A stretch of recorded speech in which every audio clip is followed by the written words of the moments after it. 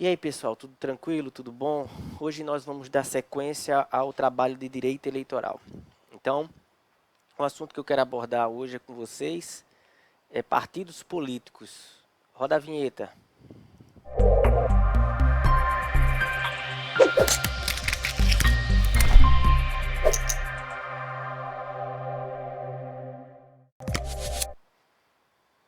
Vamos lá?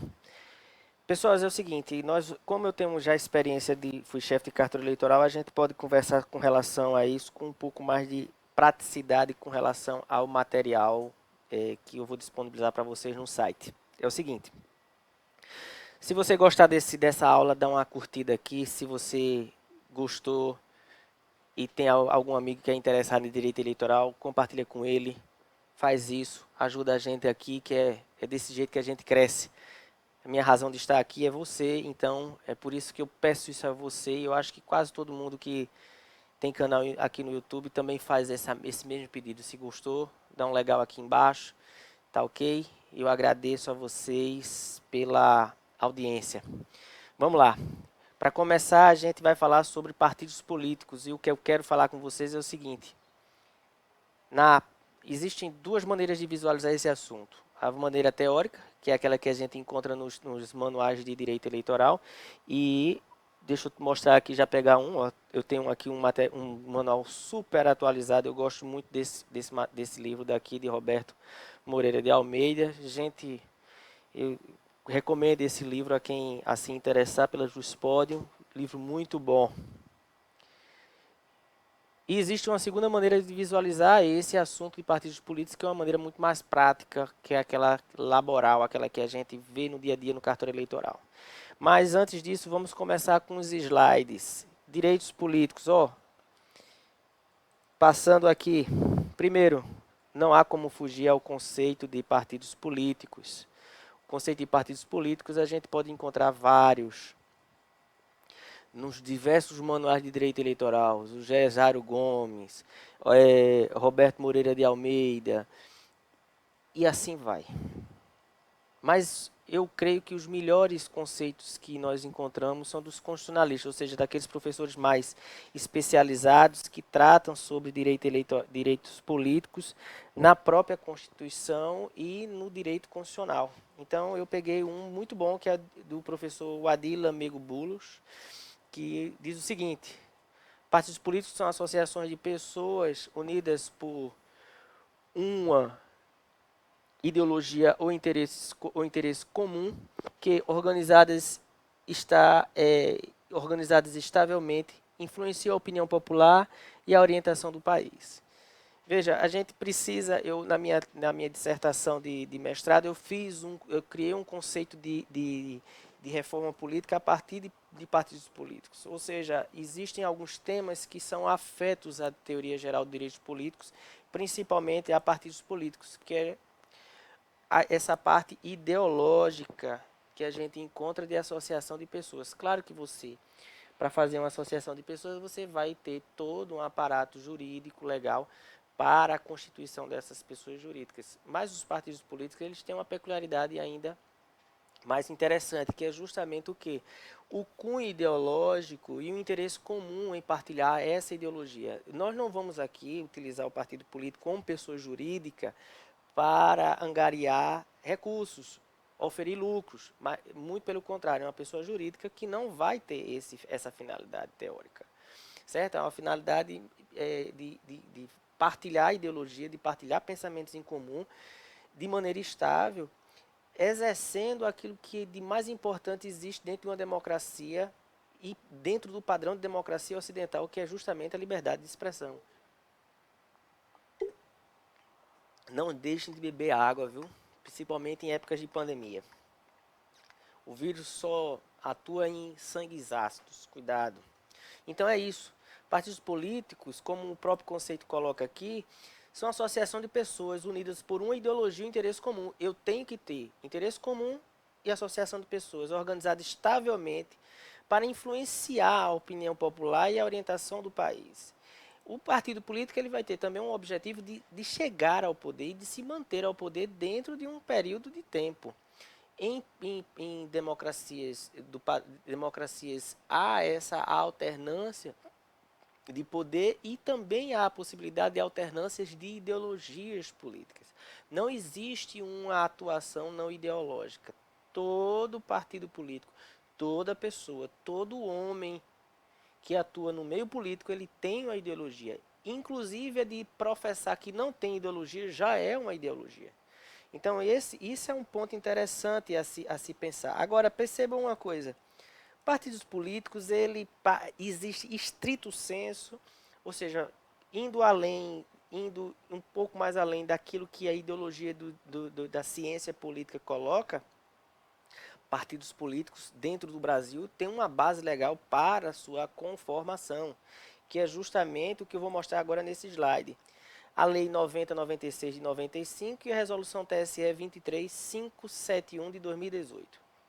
Houve uma alteração nessa lei em 2018 e essa lei resultou a ser regulamentada pelo Tribunal Superior Eleitoral pela Resolução 23571. O que é que a gente vai encontrar nessa lei, pessoas? Vejam, nessa lei que vocês estão vendo aqui embaixo, nessa resolução, tanto na lei quanto na resolução, vocês vão perceber que é o seguinte. A lei vai falar de um cunho geral sobre como o partido político vai existir, como ele vai se formar e como ele vai atuar politicamente na seara nacional.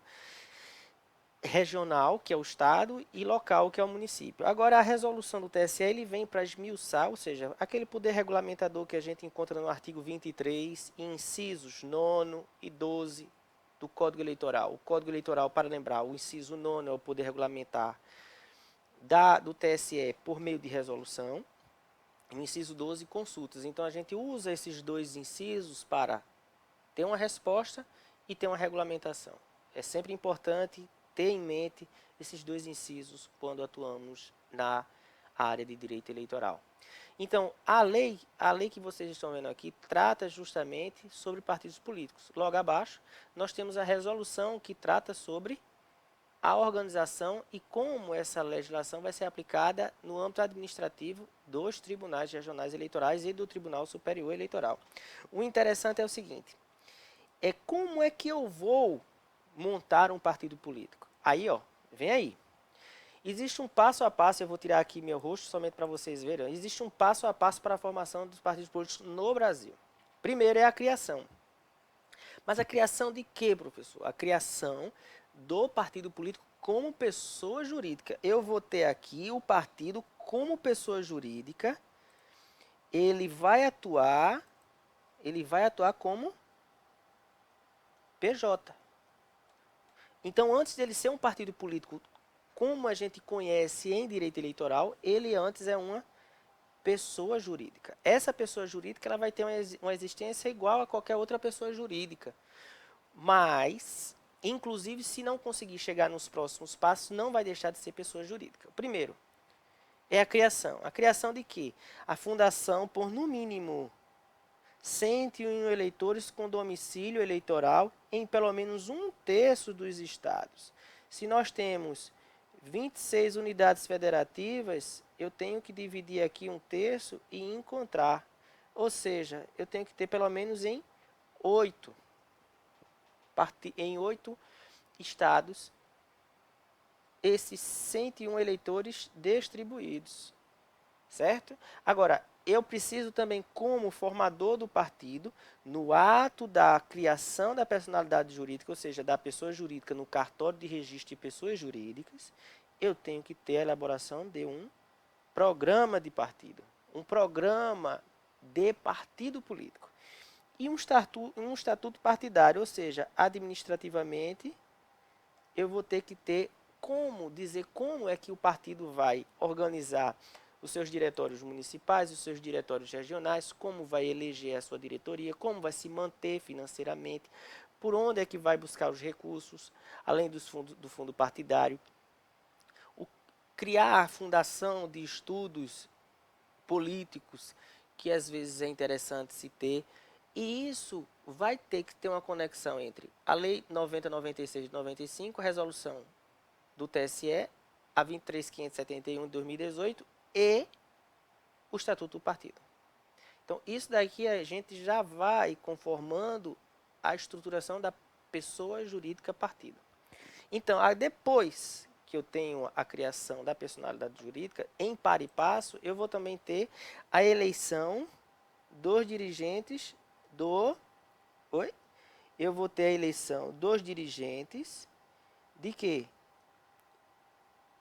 Nacionais provisórios. Ou seja, aqui eu tenho que pensar que provisoriamente a personalidade jurídica ainda não é um partido político. E para se formar como um partido político, ao final é que vai ter os dirigentes permanentes, ou seja, aqueles que foram eleitos como representantes daquele partido, certo? Perante a Justiça Eleitoral. Segundo, eu criei o partido político, no cartório de registros de pessoas jurídicas. Aí eu vou para um segundo momento. O segundo momento é apoio mínimo de eleitores. O que é que aconteceu com a modificação que adveio em 2018? Veja só. Para a formação de partidos políticos antes de 2018, qualquer pessoa filiada ou não a um partido político poderia assinar a lista de apoiamentos da criação de um novo partido. Ou seja, se eu fosse filiado ao partido A, eu poderia ajudar assinando o apoiamento do partido B. Por quê? Porque isso é o livre exercício da liberdade de expressão. Ou seja, a ideologia, as pessoas, inclusive no Congresso Nacional, na Câmara dos Deputados, no Senado, quando havia a necessidade de formação do partido político, os congressistas eles assinavam as cartas de apoiamento, as listas de apoiamento dos outros partidos. Diferente é para a formação da comissão provisória de personalidade jurídica, os 101, no mínimo, eleitores devidamente regulares na Justiça Eleitoral, que também é outra modificação. Agora há necessidade de, além desse apoiamento mínimo de eleitores, esses eleitores estarem regulares com o título eleitoral.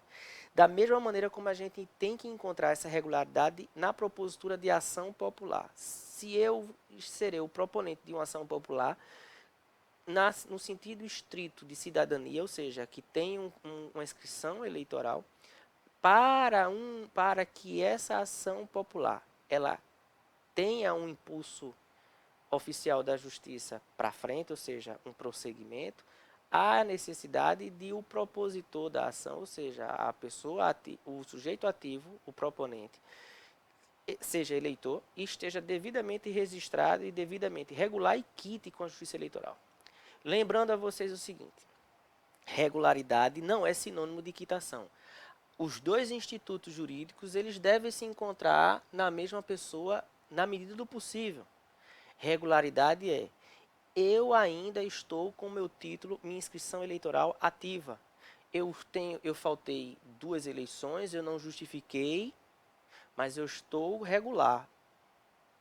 A não regularidade advém justamente da falta de 3 eleições intercaladas ou consecutivas que eu nem justifique e nem compareça nas eleições para assinar o livro de presença e colocar digital e ter o meu título digitado. Eu não estou dizendo aqui que é para ir à urna e digitar um número válido ou inválido. Não é isso. É comparecer a uma sessão eleitoral, assinar e receber o comprovante que compareceu lá. O que é que isso significa? Significa que eu posso estar regular, mas posso não estar quite. Se eu falto uma eleição e não justifico essa eleição, eu estou regular, mas eu não estou quite. Acontece muito isso quando alguém vai tirar um passaporte e precisa de uma certidão de quitação eleitoral. Vai ao site do TSE ou do TRE e vê que está regular, mas não consegue emitir a certidão de quitação. Ou seja, não está quite. Há uma pendência eleitoral, apesar de sua inscrição ainda estar ativa. Quando a inscrição não está ativa, há uma irregularidade e uma não quitação eleitoral. Então você está em dívida com a Justiça Eleitoral e você também não está regular. Aí vai ter problema no seu CPF, no passaporte, e conta em banco, inscrição e matrícula em universidade pública e para emissão de diploma, olha, é um inferno. Então, o eleitor ele deve manter a quitação e a regularidade do título eleitoral, tanto para a propositura de uma ação popular, como também para a lista de apoiamentos.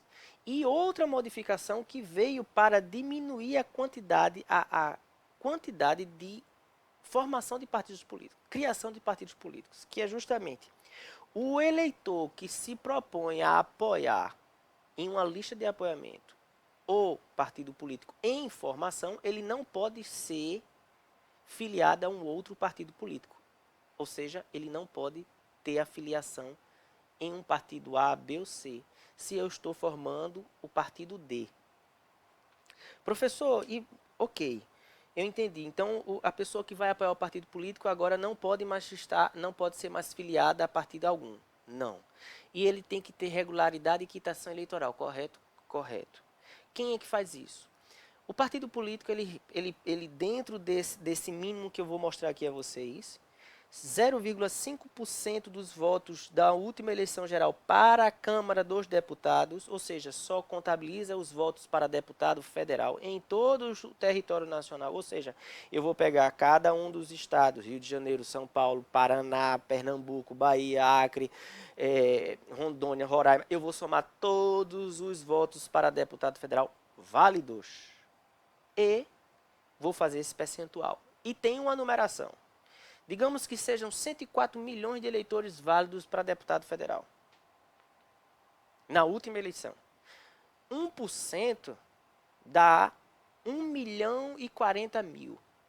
0,5% dá 500 e alguma coisa. Vamos dizer que seja 600 mil pessoas. Eu tenho que dividir essas 600 mil pessoas, 600 mil pessoas, distribuído em 1/3 dos estados, ou seja, em pelo menos 8 ou 9 estados, com no mínimo 0,1% do eleitorado que haja votado em cada um deles. Então, se um estado teve 10 milhões de votos contabilizados para deputado federal, 1% de 10 milhões dá quanto? 100 mil. E 1% de 100 mil dá 10 mil. Então, tem que ter pelo menos 10 mil assinaturas naquele estado específico. Eu não vou contabilizar no total os 0,1 décimos. Eu vou contabilizar naquela unidade federativa. Então, eu vou ter um cálculo total, 0,5% do total, distribuído por pelo menos 1/3 dos estados, das unidades federativas, e em cada unidade federativa que eu encontrar um apoiador, ele não pode ser filiado a partido político, ele deve estar regular e quito com a Justiça Eleitoral. E mais, eu tenho que atingir um mínimo de 0,1% dos eleitores daquela unidade federativa que votaram para deputado federal. Então, votos válidos da unidade federativa para deputados federais. Certo? Então, eu chego aqui a esse resultado. Seguindo. Terceiro ponto. Chegou a tudo isso? Chegou. Existe o registro do estatuto perante o TSE. Mas, professor, peraí. E quem é que confere aquelas assinaturas todas? Perceba uma coisa. A Justiça Eleitoral, ela tem uma estrutura dentro do sistema administrativo dela para a verificação disso. Hoje, com a biometria, fica até mais fácil, porque a gente digita no sistema, abre o sistema direitinho, vê a foto e vê a assinatura da pessoa. Só não dá para ver as digitais. As digitais eu nunca visualizei em sistema algum eleitoral. Mas dá para saber local de votação, se não for da zona eleitoral vinculada a que eu sou o chefe, dá para ver o local de votação, nome completo, filiação, o título de eleitor, que é a inscrição eleitoral, a foto e a assinatura. Então, vamos lá. Digita o número do título eleitoral, 1, 2, 3, 4, 5, 6, 7, 8, pá. São 12 números, né? 12 dígitos de 4, 3, 4, 4, 4. Digitei. Olhei a assinatura, olhei, confere, ok. E olha, não é essa história virtual que se prega, é a assinatura mesmo. Então, vai lá a assinatura. Não confere, cancela. Não confere, cancela. Então, o cartório eleitoral, ele pega aquela lista de apoiamento, vê se cada um não é filiado, não está afiliado a nenhum partido, está quito e regular com a Justiça Eleitoral, confere as assinaturas e entrega ao representante daquela pessoa jurídica que postula ser um partido inscrito na Justiça Eleitoral, mais uma certidão de quantas assinaturas estão válidas para aquela quantidade de folhas de lista de apoiamento. Digamos que em cada lista tenha 20 assinaturas. Então, eu tenho 10 assinaturas, 200 assinaturas. Então, eu dou a certidão como chefe do cartório eleitoral que aquelas que foram conferidas 200 assinaturas para a formação do partido tal em registro perante o Tribunal Superior Eleitoral. E isso, onde houver lista de apoiamento, o cartório eleitoral tem 15 dias para fazer isso. Feito, entrega, vamos para o terceiro ponto.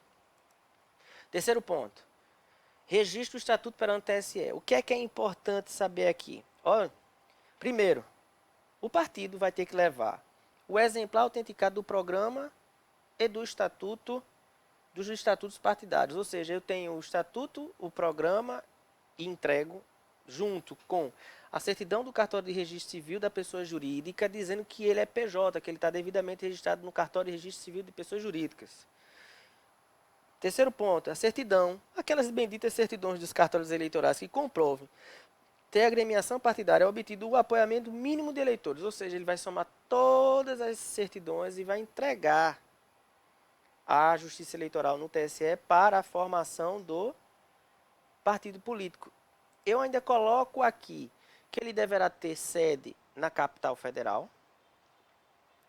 E aí vai ter a eleição a partir do momento que o TSE defere a sua inscrição, já com o número escolhido dentre a lista de números que ainda são disponibilizados para a formação do partido político. O TSE proclama a eleição dos membros do presidente do partido, e agora não é mais provisório, agora é definitivo, os definitivos.